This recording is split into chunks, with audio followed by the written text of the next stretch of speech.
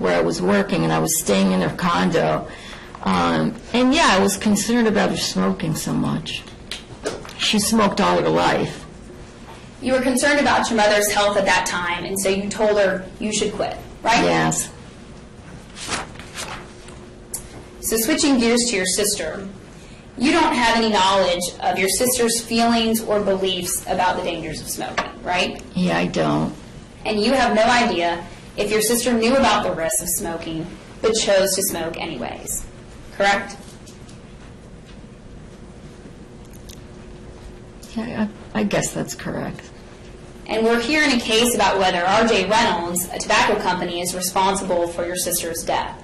You have no reason to believe your sister became a regular daily smoker because of something the tobacco companies did, right? I don't know if I can answer that. And you have no idea if your sister smoked because of anything the tobacco companies said or did, right?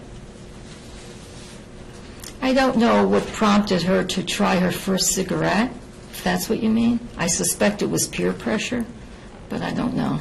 But any time over the course of your sister's life as she was smoking, you have no idea if she smoked because of anything the tobacco companies said or did, right?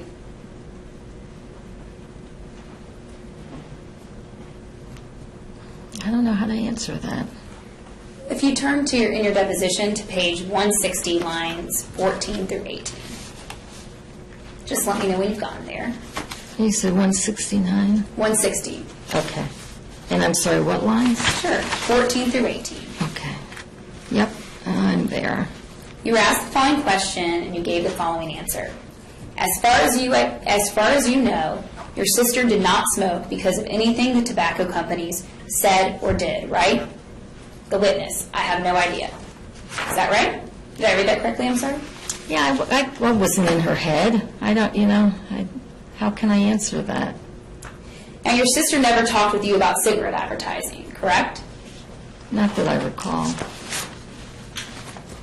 And sitting here today, you have no knowledge of whether cigarette advertising impacted your sister in any way, right? That's correct. Based on your knowledge of your sister, you can't say that any different statements by a tobacco company would have changed her decisions about smoking, right? I have to ask you to repeat that. Sure.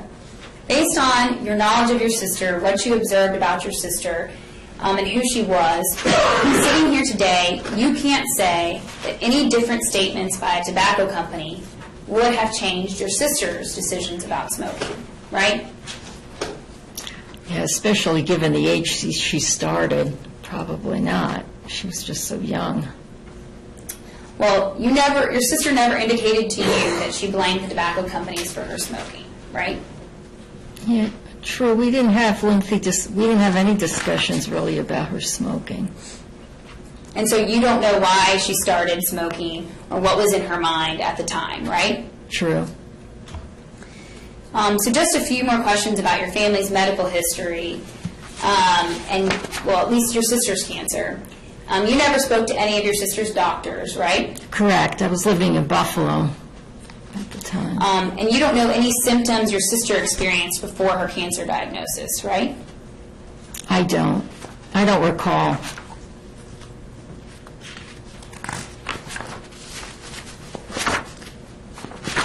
Just 1 second.